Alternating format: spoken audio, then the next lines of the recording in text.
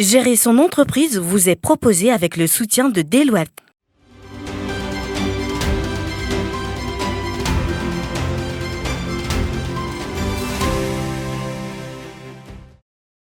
Bonjour et bienvenue dans votre émission d'éducation à la gestion d'entreprise.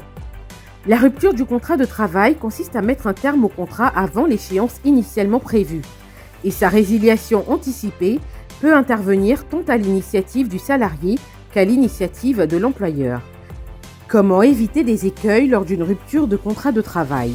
Élément de réponse.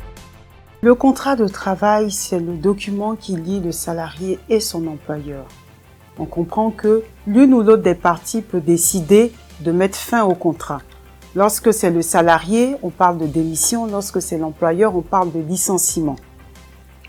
Quand on est en cours de vie, donc quand on commence une relation de travail, pendant la période d'essai, l'employeur, tout comme le salarié, est libre de mettre fin au cours de cette période au contrat de travail sans vraiment justifier de motifs particuliers.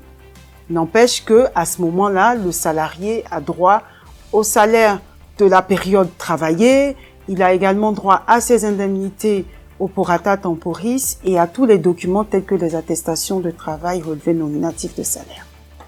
Lorsqu'on est dans la phase de confirmation du salarié, il arrive que celui-ci, pour X ou Y raison, décide de mettre fin au contrat de travail. Il démissionne. Lorsqu'il démissionne, il a l'obligation de réaliser un préavis.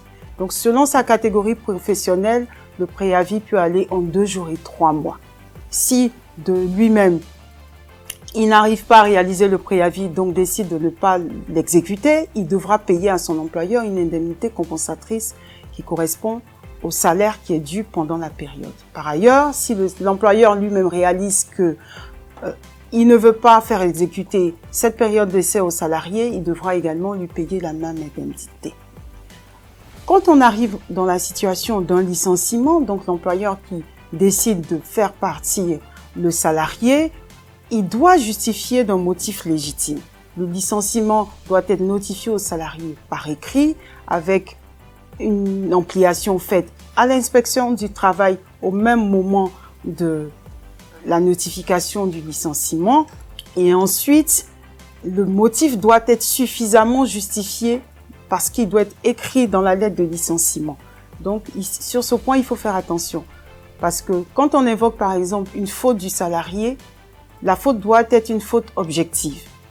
Il arrive que la qualification de faute lourde, dans certains cas, puisse être contestée par le salarié parce qu'elle appelle aussi des éléments quelque peu subjectifs.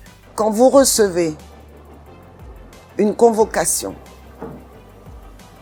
pour aller pour une rupture de contrat ou pour tout autre document, vous vous retrouvez d'abord, vous paniquez parce que c'est écrit dans des termes très techniques. Qu'est-ce que vous faites? Vous essayez de trouver des solutions, on vous a convoqué et tout. Quand vous y allez tout seul, non accompagné, on va vous sortir des choses que ce n'est pas votre domaine, vous n'allez pas forcément comprendre.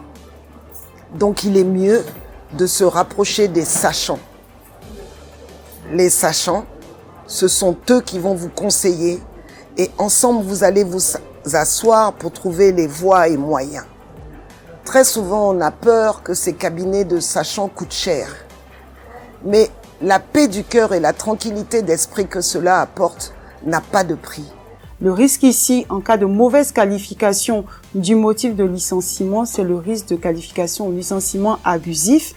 Et dans ce cas, la sanction s'applique en dommages et intérêts qui peuvent aller d'un minimum de 3 mois de salaire à 20 mois de salaire.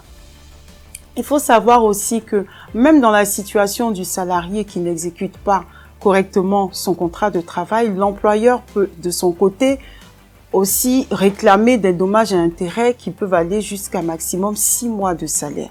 Quand on va dans le cas du CDD, donc du contrat à durée déterminée, les conditions sont quelque peu différentes. Effectivement, en période d'essai, il est libre de rompre le contrat de travail du côté des 2 parties. Par contre, la particularité du CDD, c'est de réaliser l'exécution du contrat jusqu'à son terme.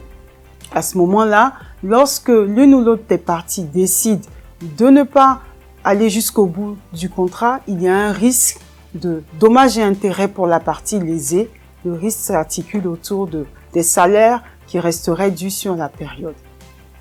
Par ailleurs, un employeur doit garder à l'esprit que dans le cas d'un CDD, lorsqu'il n'offre pas à l'issue de ce CDD un contrat à durée indéterminée au salarié, il est tenu de lui payer une indemnité de fin de contrat qui correspond à 3% de l'ensemble des salaires auxquels il a eu droit pendant la période.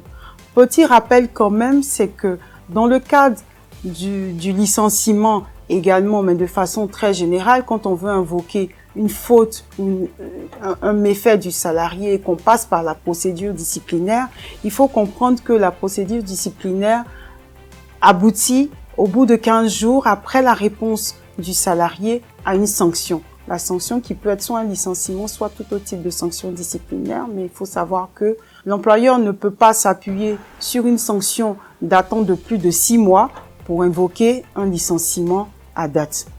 Et également, les faits qui sont reprochés à un salarié pendant une période de 3 mois et qui n'ont pas fait l'objet de sanctions ne peuvent pas également servir à un licenciement à un moment donné.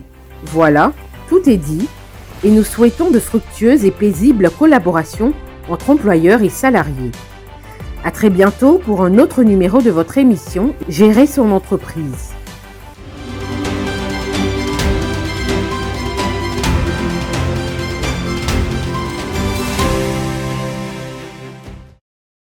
Gérer son entreprise vous a été proposé avec le soutien de Deloitte.